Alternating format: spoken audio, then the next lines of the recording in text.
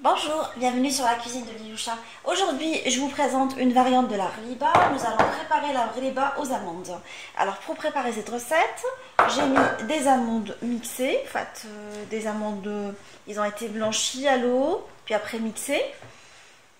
Je rajoute un peu de sel ainsi que la levure chimique. Je rajoute le sucre. Je mélange tous les ingrédients secs ensemble. Je rajoute le beurre, la confiture,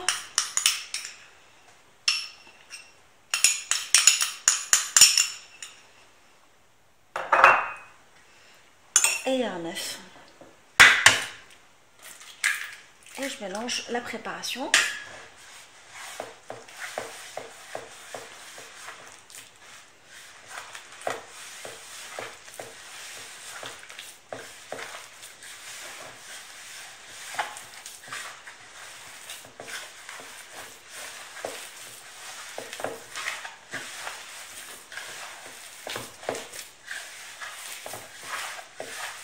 S'il s'avère que la préparation elle est un peu sèche, je rajouterai un jaune d'œuf ou un œuf entier.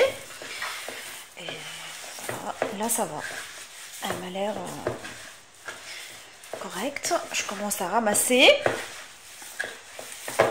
ma rliba.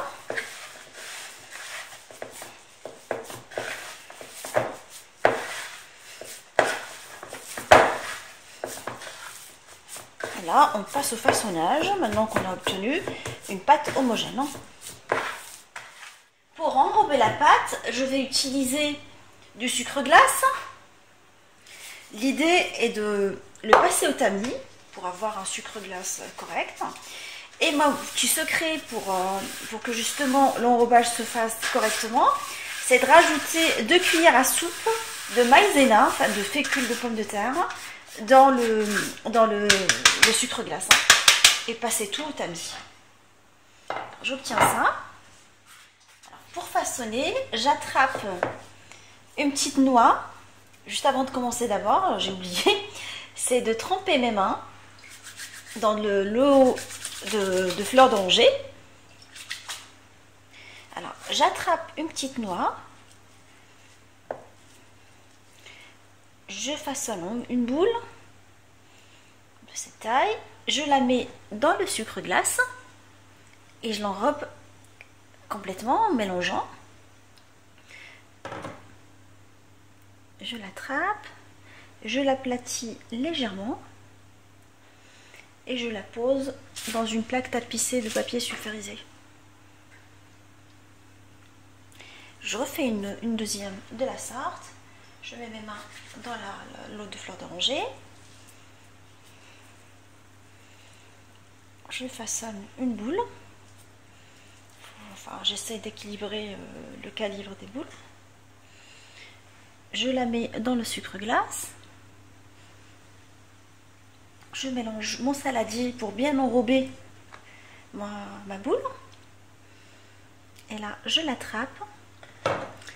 Je l'aplatis légèrement et je la pose en espaçant un tout petit peu parce qu'elles vont gonfler par la suite. Et je continue de la sorte jusqu'à ce que je finisse toute la pâte. Une fois toutes les rlibas façonnées et enrobées, je vais les enfourner dans un four préchauffé à 160 degrés pendant 7 minutes en gardant la même température, 160 degrés, pendant 7 à 8 minutes. Mes rlibas, elles sont maintenant cuites, elles sont bien craquelées.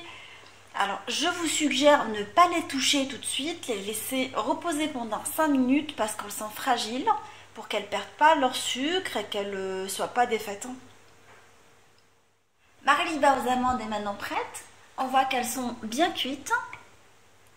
Alors, servez-la pour les gâteaux de l'Aïd ou pour les doigts à taille, les accompagnements de thé à la menthe. Je vous souhaite un bon appétit. Je vous dis retrouvez-moi sur la cuisine de Liloucha avec des nouvelles recettes. Je vous embrasse et vous dis à très bientôt.